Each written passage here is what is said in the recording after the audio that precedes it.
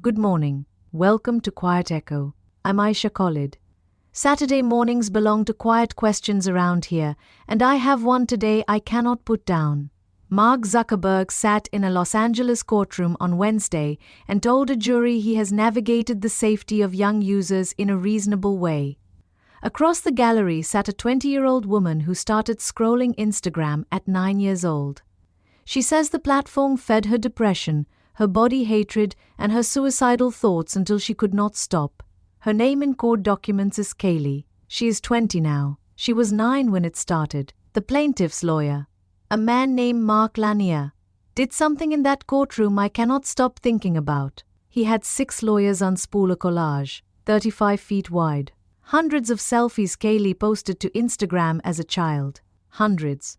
He asked Zuckerberg to look at it, to dwell on it.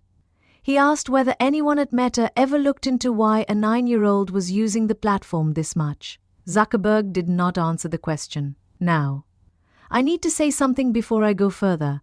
I am not a lawyer. I am not a technologist. I am not a researcher.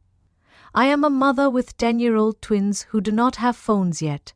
And I am a woman who sits at a keyboard on Saturday mornings and asks questions out loud because I think asking them matters more than pretending I have answers. So here is the question. What did we hand them? The trial in Los Angeles is being called social media's big tobacco moment. The plaintiffs argue Instagram, YouTube, TikTok, and Snapchat are defective products.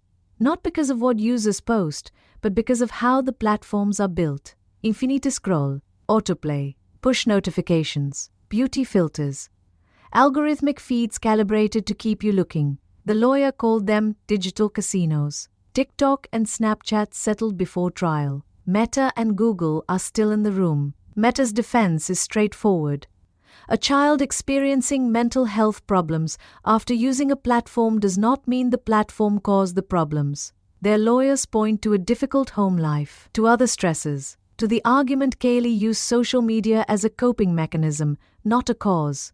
I understand the argument. I reject it, not because the science is settled. It is not.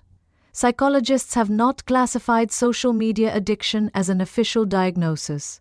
Researchers argue about correlation and causation. Reasonable people can disagree. But I am not waiting for peer review to protect my children. Mothers do not work that way. We read the room. We watch our children's faces. We notice when the light changes behind their eyes.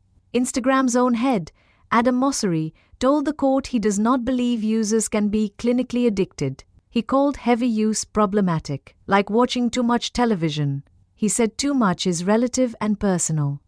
I want you to sit with that for a moment. Relative, personal. For a 9-year-old, when did a 9-year-old become responsible for defining too much for herself? My twins, Mariam and Trevor. They ask about phones.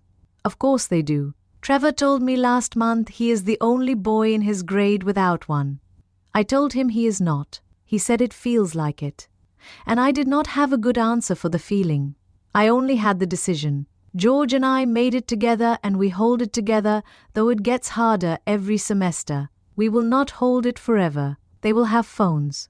They will meet the algorithm. The question was never whether they would enter the room. The question is whether we built something inside them strong enough to notice the clocks are missing. That is what this week has been about in Cedar Valley. Every column, every voice. Tuesday, George wrote about Ramadan and Lent beginning on the same day. 2 billion people choosing hunger, choosing to sit with discomfort because the discipline builds something no convenience can replace. Thursday, Chloe wrote about Robert Duvall and the difference between craft and content, between work meant to last and feeds designed to vanish. Yesterday, Dan wrote about South Korea, where citizens held a building with their bodies because they believed what was inside it was worth defending.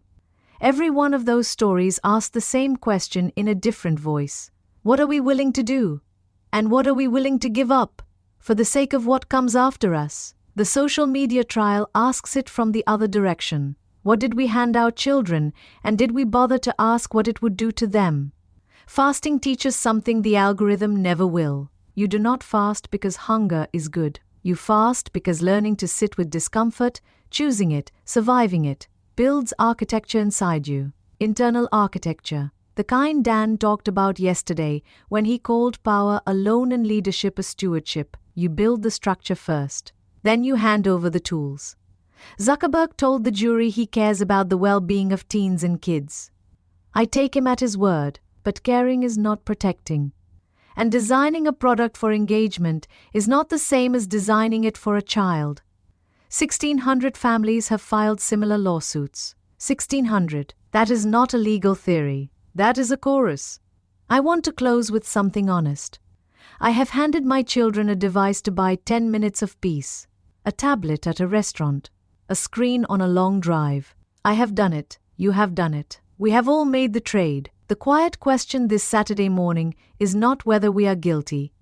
Every parent who has lived through the last 15 years knows the answer to that. The question is whether we are paying attention now. Thank you for listening. This has been the Cedar Valley News Podcast. I'm Aisha Khalid. Teresa will be back on Monday. Have a reflective weekend.